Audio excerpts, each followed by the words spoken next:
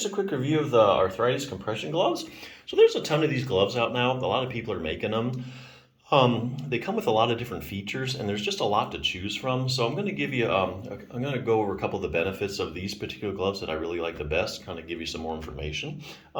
First thing is, so some of these gloves, are kind of slippery, but they have overcome this problem by putting these little dots on it.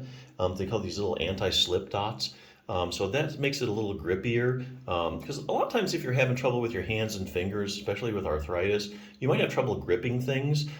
So you put these little rubber dots on there. You don't have to grip anything as hard because the friction of the rubber will help keep everything in your palm.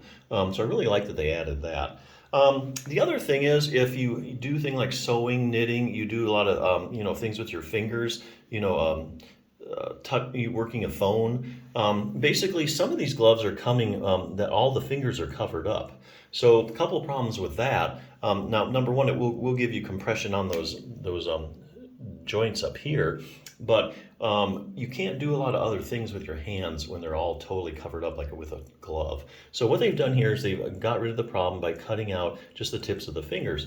So let's say you like knitting, you like crocheting, that sewing, that kind of thing. You can actually get a lot of compression on most of the joints in your hand and wrist, and still leaving your finger left so you can do things. So, let's say you like knitting, but it hurts your fingers. Putting these on, you can totally knit a lot easier with the fingertips cut out, and your hand still feels a lot better. So I really like that design. Plus, you can use your phone too with the touch screen on it. Let's see. And the other thing is, know that this is made of spandex and cotton. So it's got some stretchiness to it to provide the compression. So yeah, overall, I think if you're looking for some, good compression gloves, some external compression, I think this is a good pair to check out. Now that's just a quick and easy thing, external compression. There's also other things you can do for, hand discomfort and arthritis. Let me show you a little bit. Treat your own hand and thumb osteoarthritis. Let me show you a couple things here real quick.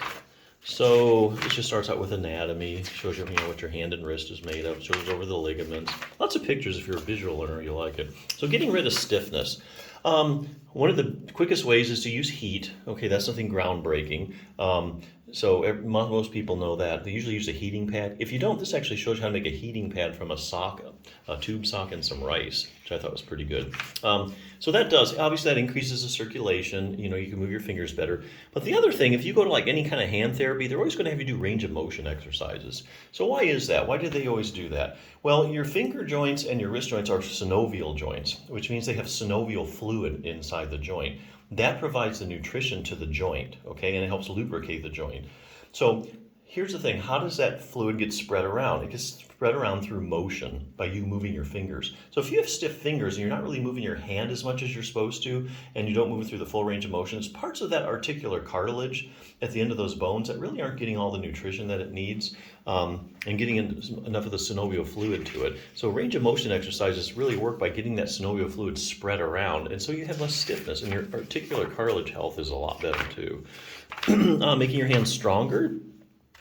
Has a couple exercises. Now, this whole program takes you probably 8 to 10 minutes every other day. So just a few minutes a day.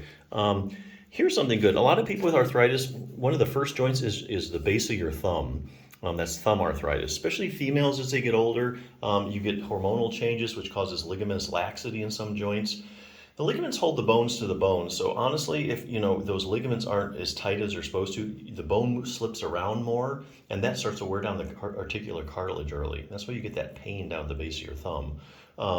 Eventually, if you get a lot of motion in that joint, the whole bone subluxus gets out of place, and the ligament starts to shred. And that's why you see people walking around kind of with a thumb that's sticking out like that. That whole bone has just collapsed there, and kind of come out of place somewhat. All it has to do with stability. So you can counteract that. There's a muscle you can strengthen called your abductor pollicis longus. See how that sucker goes right to the base of your thumb? We're talking one exercise, take you like a minute, minute and a half, a couple times a week. You strengthen that up, you're going to get a lot more support there. That's going to support that joint and maybe take up some of the slack if you do have any ligamentous laxity. Save you a lot of trouble in the long run, and pain goes down as well. So there are a lot of things you can do for hand and thumb arthritis, just simple little things, take you a minute or two if you know what to do. One of the easiest is just slapping on a pair of compression gloves. Tons of them out there. I really like a lot of the features on this particular pair, so definitely check it out.